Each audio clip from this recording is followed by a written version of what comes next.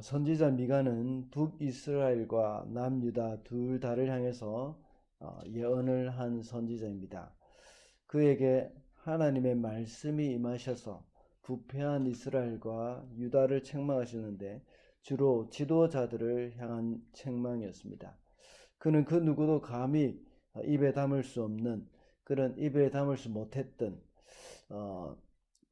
권력자들의 그 부패를 지적하면서 무서운 책망의 말씀을 했습니다. 1장에서는 하나님이 유다와 이스라엘을 심판하실 것이라고 했고, 또 2장에서는 힘 있는 자들이 가난한 자들과 약한 자들을 억누르고 빼앗는 것에 대한 심판을 예고합니다. 그래서 그 땅에서 내어 쫓으실 것이라고 했습니다. 3장에 가서는 또다시 지도자들을 향한 책망이 있습니다. 그들은 권력을 이용해서 이 백성들을 착취했기 때문입니다. 그러면서 우리는 참된 권위에 대해서 살펴봤던 적이 있습니다. 어제 새벽에는 거짓 선지자를 분별하라는 제목으로 말씀을 살펴봤습니다. 거짓 선지자는 자신의 유익을 위해서 설교를 한다고 했습니다. 그리고 거짓 선지자는 자신의 생각대로 말씀을 전하고 결국은 수치를 당한다고 했습니다. 오늘 본문 12절에 보면 시온이 밭 갈듯이 뒤엎어질 것이며 또 예루살렘이 폐허더미가 되고 성전이 서 있는 산은 이 숲을만이 무성한 언덕이 될 것이라고 말씀하고 있습니다. 이렇게 망하게 되는 원인이 12절에서는 바로 너희들 때문이라고 했습니다.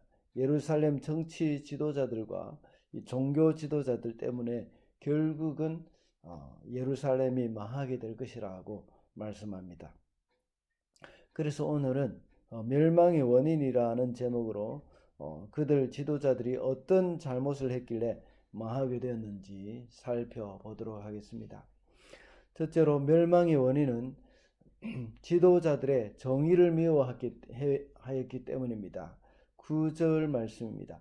야곱의 지도자들아, 이스라엘의 집의 지도자들아, 곧 정의를 미워하고 올바른 것을 모두 거릇되게 하는 자들아, 나의 말을 들으라. 여기서 말하는 정의를 미워한다는 말은 지극히 혐오한다는 말입니다. 또는 소름 끼칠 정도로 싫어한다는 말입니다. 이 단어를 신명기 7장 26절에서 똑같이 사용하고 있는데, 그때는 하나님께서 우상을 멀리할 것을 명하실 때 내가 그것을 심히 미워하노라 하신 그 말씀과 같은 단어입니다. 우상이 지극히 험악할 뿐만 아니라 하나님을 진노하게 만드는 그런 행위라는 말입니다. 그래서 궁극적으로는 우상을 섬기는 자들을 비참하게 만드는 것이 바로 우상 숭배입니다.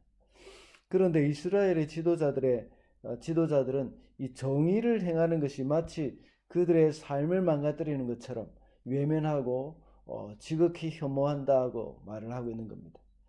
그리고 지도자들은 선한 것과 거릇된 것을 모두 왜곡시켜 버렸습니다. 다시 말하자면 올바른 것을 나쁘게 말하고 나쁜 것을 바르다고 말하는 것입니다. 우리 교회도 역시 진리 위에 굳건히 서가야 합니다. 하나님의 말씀이 진리라고 예수님께서는 요한복음 17장에 말씀하고 있습니다. 하나님의 말씀이 없다면 세상이 흘러가는 그런 그 관습대로 우리도 따라하게 됩니다. 오늘날 세상은 계속해서 하나님의 말씀에서 떠나고 정의를 미워하고 있습니다. 동성애는 죄라고 말하는 사람을 죄인 취급을 하고 있습니다. 그리고 우리가 다 알고 있는 것처럼 전환치료 금지법을 발의할 정도입니다. 오늘날도 미가 시대의 지도자들과 같이 정의를 미워하고 옳은 것을 모두 그릇되다고 이렇게 말하고 있는 것을 볼 때에 이제 마지막 때가 오고 있다는 것을 우리가 알 수가 있을 정도입니다. 그리고 이 일부 그리스도인들조차도 여기에 동조하면서 분별 없이 이 세상의 그 말들을 따라가고 있습니다. 혼란한 이 시대에 우리 그리스도인들은 하나님의 말씀에 기준점을 두고 늘 깨어 있어야 하겠습니다. 둘째로 멸망의 원인은 이웃의 피를 흘렸기 때문입니다. 10절 말씀입니다. 너희는 백성을 죽이고서 그 위에 시온을 세우고 죄악으로 터를 닦고서 그 위에 예루살렘을 세웠다. 개역개정에서는 시온을 피로 예루살렘을 죄악으로 건축하는도다 하고 말씀하고 있습니다. 시온과 예루살렘은 같은 지역입니다. 같은 곳입니다. 예루살렘의 이름이 평강의 성읍이라는 뜻입니다. 원래 이 하나님의 평강으로 지어져야 할, 이 건축되어져야 할 이 예루살렘이 평강이 아니라 피와 죄악으로 세워졌다고 말씀하고 있습니다. 이 말은 예루살렘 성이 학대와 죄악으로 가득한 도시가 되었다는 것을 말하고 있습니다. 그뿐만 아니라 그 당시 실제로 예루살렘의 낡은 부분을 새롭게 수리하거나 또 성벽을 견고하게 할 때에 약한 자들, 가난한 자들, 이런 사람들의 노동력을 불법적으로 착취했던 것입니다. 그래서 그 성을 더욱더 견고하게 만들면 외부의 침입으로부터 안전할 것이라고 생각했습니다. 우리도 역시 이런 생각을 할 수 있습니다. 예루살렘의 약한 부분들이나 성의 취약한 부분을 강화시키면 안전할 것으로 생각한 것과 같이 우리 연약한 부분을 스스로 강하게 만들려고 할 수도 있습니다. 물론 그것이 나쁜 것은 아닙니다. 그러나 그것을 의지하고 하나님을 의지하지 않는 것이 문제입니다. 우리는 항상 우리 속에 있는 연약함 때문에 하나님을 더 의지하게 되어 있습니다. 우리는 약한 것 때문에 망하지는 않는다고 몇 번 말씀드린 적이 있습니다. 오히려 우리가 강한 것, 그것을 의지하는 것 때문에 망하게 됩니다. 그러나 지도자들은 이렇게 하나님만 의지하는 것을 불편하게 여겼습니다. 이렇게 그들은 백성을 시키면서 희생시키면서까지 성을 강하게 했지만 결국은 12절 말씀과 같이 그들의 성은 안전을 보장해 주지 못했습니다. 예루살렘은 파괴되었고 또 갈아엎어졌다고 말씀합니다. 우리의 삶의 터전을 어떻게 짓고 있는지 우리도 살펴볼 필요가 있습니다. 하나님의 말씀을 근거로 해서 말씀만 의지하고 살면서 또 반석 위에 짓고 있는지, 아니면 수단과 방법을 가리지 않고 나의 생각, 나의 계산을 통해서 남에게 피해를 주면서까지 우리의 삶을 건축해 가고 있지는 않는지 우리는 돌이켜봐야 하겠습니다. 이런 삶은 바로 모래 위에 짓는 집과 같음을 우리는 기억을 해야 하겠습니다.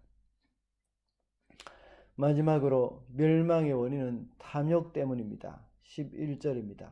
이 도성의 지도자들은 뇌물을 받고서야 다스리며 제사장들은 삭슬 받고서야 율법을 가르치며 예언자들은 돈을 받고서야 계시를 밝힌다.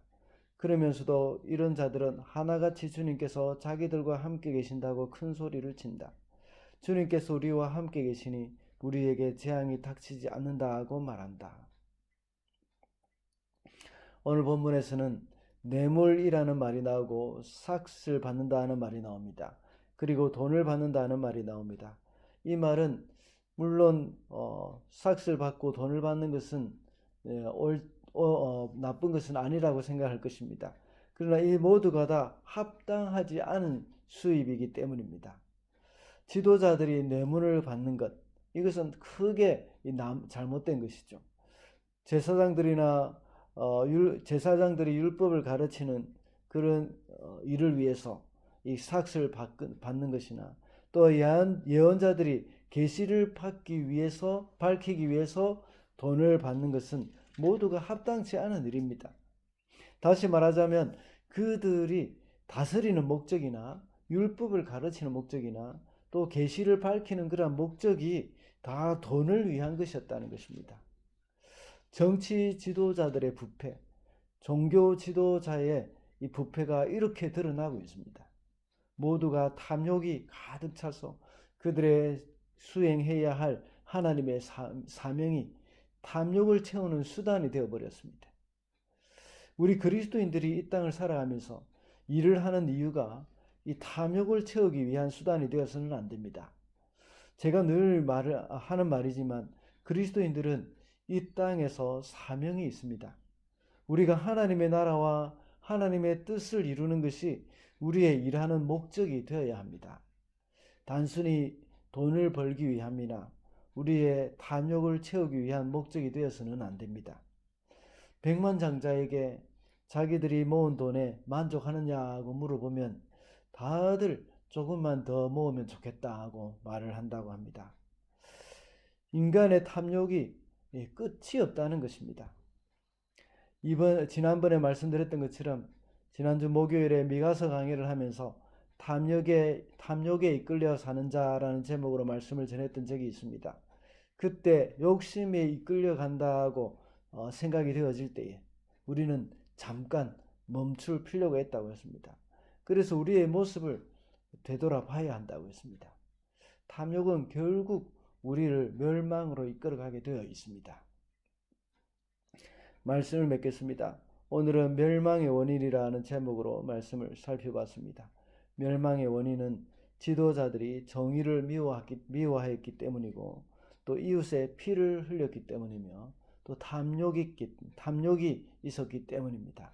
탐욕이 그들의 목적이 되어졌기 때문입니다.